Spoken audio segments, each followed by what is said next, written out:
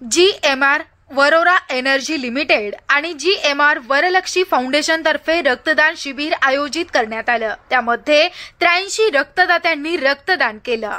वरोरा शहर प्रतिनिधी कालू रामपुरे यांनी घेतलेल्या सविस्तर माहितीनुसार GMR वरोरा एनर्जी लिमिटेड आणि GMR वरलक्ष्मी फाउंडेशन यांनी doctor Hedgewar blood bank Nagpur यांच्या सहकार्याने 17 डिसेंबर 2024 रोजी GMR वरोरा एनर्जी लिमिटेड येथील प्लांट कॅन्टीनमध्ये रक्तदान शिबिराचे आयोजन करण्यात आलं होतं। रक्तदान शिबिर कार्यक्रमाचे उद्घाटन श्री धनंजय देशपांडे COO थर्मल यांच्या हस्ते दीप प्रज्वलित करून सकाळी 11 वाजता करण्यात आलं। शिबिराचे उद्घाटनाप्रसंगी श्री भरत पिंजरकर उपप्लांट प्रमुख आणि श्री अमित भावे यासह सर्व HOD डॉक्टर मदन केटे आणि श्री किरण इंगळे रक्तपेढी अधिकारी डॉक्टर हेडगेवार रक्तपेढी नागपूर हे कार्यक्रमाचे विशेष अतिथी उपस्थित होते।